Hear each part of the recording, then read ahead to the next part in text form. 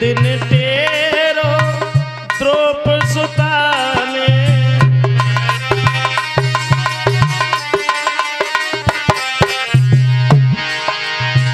एक दिन तेरो द्रोप सुता ने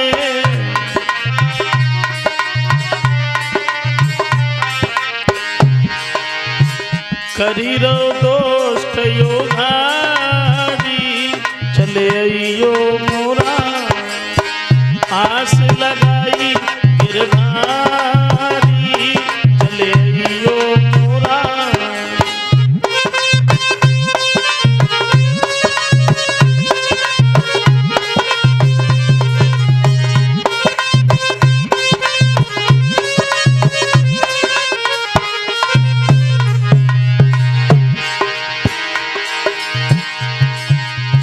जहरी को प्याला तुमने पिलायो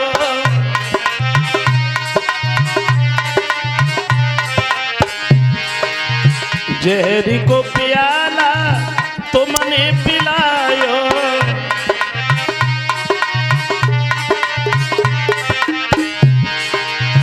पी गई मीरा प्यारी चले आइयो मोरा आस लगाई गिरधारी चले आइयो मोरा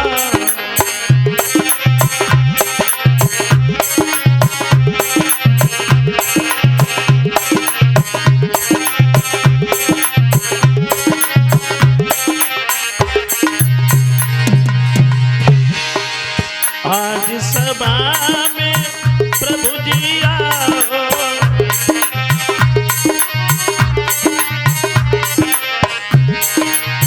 आज सभा में मोहनिया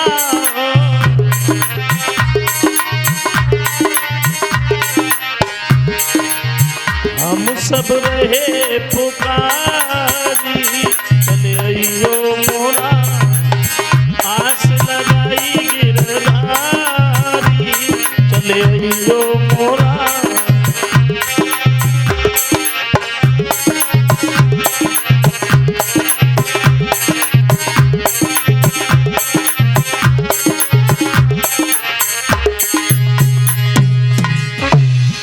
बोलिए गोविंद भगवान की।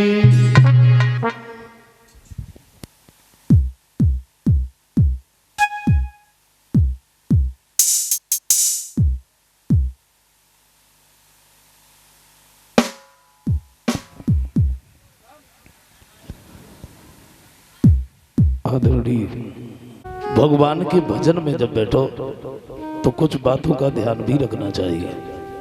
किन बातों का बताए?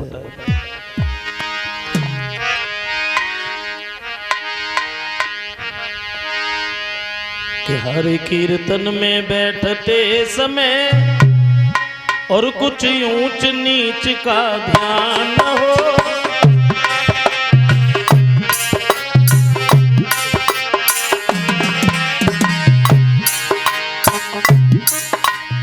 भगवान की भागवत में जब बैठो, कीर्तन में जब बैठो तो कुछ बातों का ध्यान रखना चाहिए। हरि कीर्तन में बैठते समय कुछ ऊंच नीच का ध्यान न हो। अपने घर का, अपने बल का, अपने तन का अभिमान हो।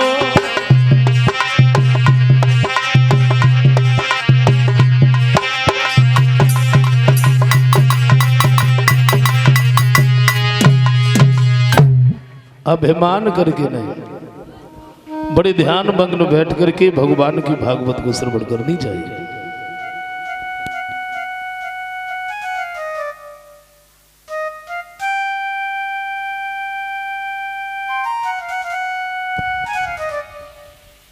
और जरा सोचो, हम अभिमान भी करें तो किसका करें?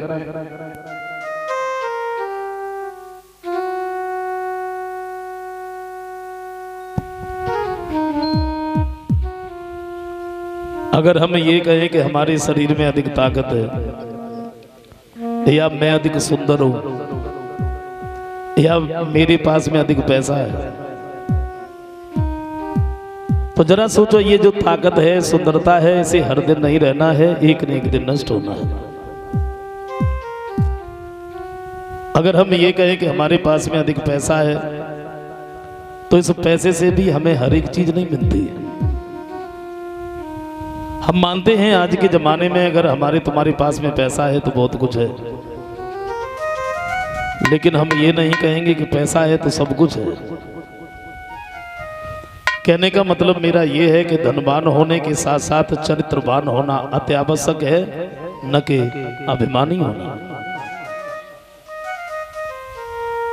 बड़े ध्यान मग्न बैठ करके भगवान की भागवत को श्रवण करनी चाहिए। गौर करते हैं कथा का जो प्रसंग चल रहा था महाभारत के बारे में। जिस महाभारत के युद्ध में 18 दिन में 18 छोड़ी सेना मारी गई, लेकिन ये पांडव जो थे 5 के 5 ही बने रहे।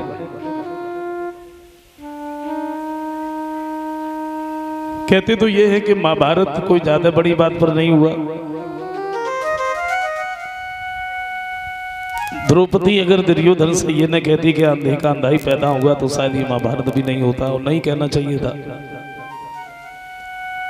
क्योंकि रिश्ते में जेठ लगता था। और विद्वानों का कहना है कि अपनी जिह्वा से कभी किसी से ऐसे शब्द मत बोलो जो दूसरे की आत्मा को दुख पहुंचा, कष्ट पहुंचा। और इसी जिह्वा से हम अपने को पराया कर लें, पराई को अपना कर लें। वशीकरण एक मंत्र है, तुम तज देव वचन कठोर।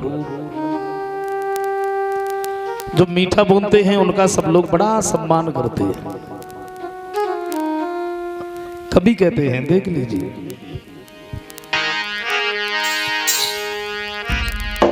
जो मीठा बोलते हैं उनका सम्मान करते हैं। तो मैना जो मैना कहती है और पिंजड़े में पाली जाती है।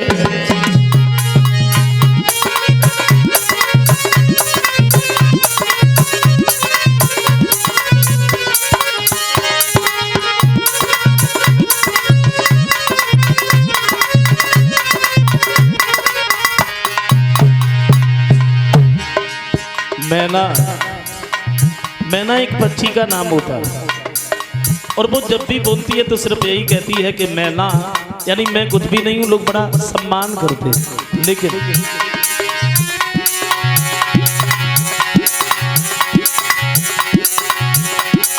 मैना जो मैना कहती है और पिंजरे में पाली जाती है, और बकरी जो मैंने करती है वो गले छुरी फिरवाती है।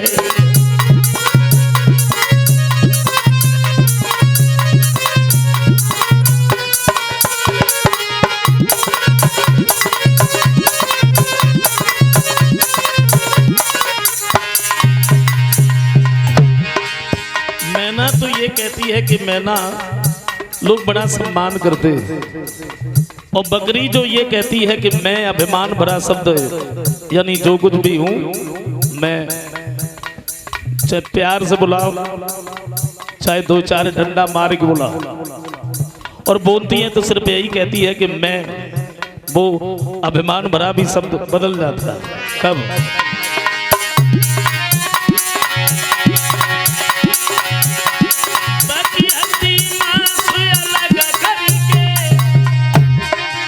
और फिर आंत निकाली जाती है, और उसी आंत को तंत्रों से एक टाट बना ली जाती है।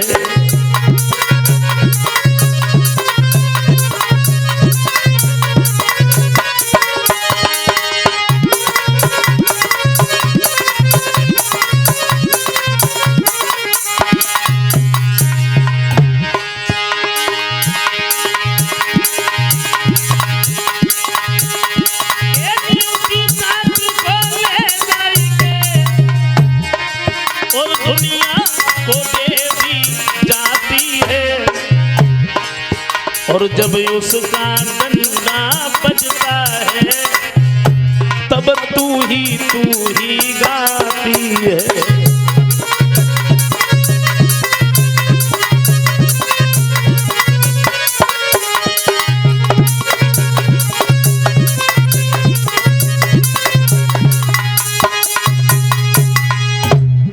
मेरे कहने का मतलब ये है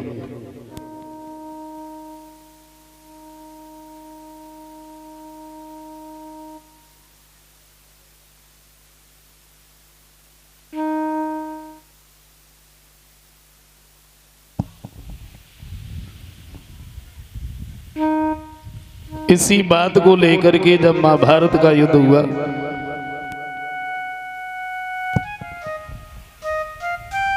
अठारह दिन में जो 18 छोनी सेना मारी गई, पांडव जो थे ये 5 के 5 ही बने रहे। दुर्योधन अंतिम श्वासें भर रहा है। द्रोणी का पुत्र अश्वत्थामा सामने पहुंच गया और एक बात कही है, अगर तुम्हें कुछ देखने की इच्छा है तो तुम हमें बताओ। बोले हमें और तो कुछ भी नहीं देखना है पांडवों के सिर वो भी कटे हुए।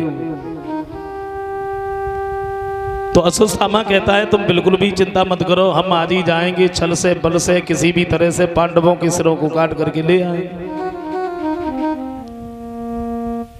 रात का समय था, अश्वत्थामा जब चला,